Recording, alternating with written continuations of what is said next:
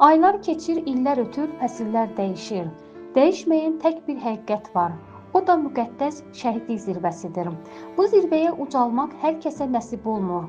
Bu zirvəyə yalnız Allah tərəfindən mükafatlandırılmış, vətənə canlı fəda edən igid oğullar yüksəlir. Azərbaycanın müstəqilliyi və torpaqlarımızın azadlığı uğrunda canından keçən minlərlə igidlərimizdən biri də Aslanov Təbəssüm Tofiqoğludur. O 31 iyul 1974-cü ildə Şabran rayonunun Dağbilci kəndində dünyaya göz açmış, ailəsinin, yaxınlarının və bütün kənd cəmaatının sevimlisi olmuşdur.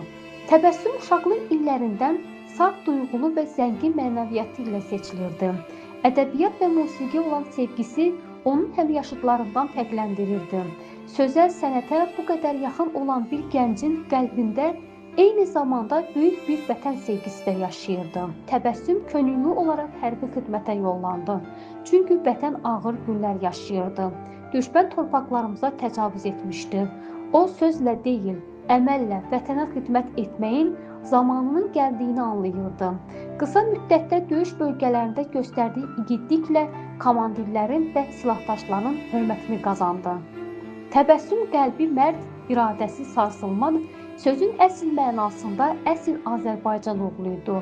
Döyüş yoldaşlarının dediyinə görə o heç vaxt təhlükədən çəkinməz, hər zaman ön cəbhədə olmaqdan qürur duyardı. Vətən naminə can qoymağı özünə şərəf bilirdi. 1993-cü ilin 6 fevralı Ağdərənin Mehmanə kəndində gedən amansız döyüşlərdə Təbəssüm Aslanov rəhbərliyə şərəf gətirən, adını tarixə yazdıran qəhrəmanlıq göstərdi. O son nəfəsinə qədər silahı əlində vətən torpağı uğrunda mübarizə apardı və şəhidlik zirvəsinə ucaldı. Təbəssümün nəşi bu günə qədər tapılmasa da, adı, şəhidliyi və qəhrəmanlığı Azərbaycan xalqının qəlbində əbədi iz qoydu. Dövlət onun şəhidliyini rəsmən təsdiq etmişdir, lakin ailəsi, doğmaları hələ də onun yolunu bir ümidlə gözləyir. Vətən uğrunda canından keçən, Azərbaycan müstəqilliyi uğrunda öz canlarına fəda edən qəhrəman oğullarımızdan biri Birinci Qarabağ müharibəsində qəhrəmancasına vuruşaraq şəhidlik zirvəsinə ucalan oğullarımızın vətəninə, Şabran şəhərinə gəlmişik. Sizləri Şabran şəhərindən salamlayırıq.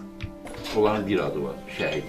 Yəni hamısı amalı məqsədi torpaq uğrunda, Azərbaycan suverenliyi uğrunda, dövlətsizliyimiz uğrunda, bayraq uğrunda canlarını şəhid edirlər. Yəni ki, o həkim şəhidlərimizə rəhmət edin. Allah rəhmət edin.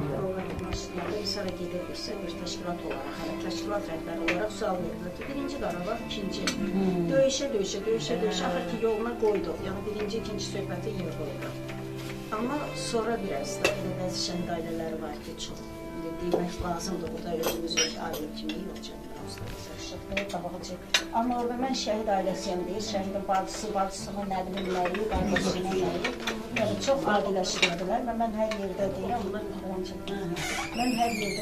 artıq o həyəcan təbliğini çalmaq vaxtıdır. Çünki getdikcə şəhid ailələrinə qarşı hörmət azalır.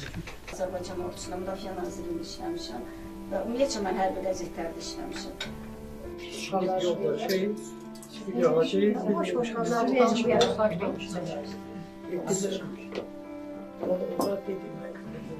Rusiya Federasiyasını oxumağa gedirlər.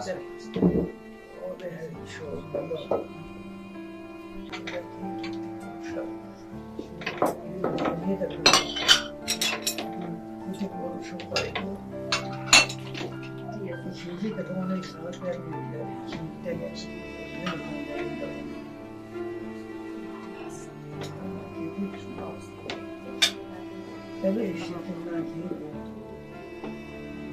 onunla birlikdə yoldaş olan Hacı Çörək.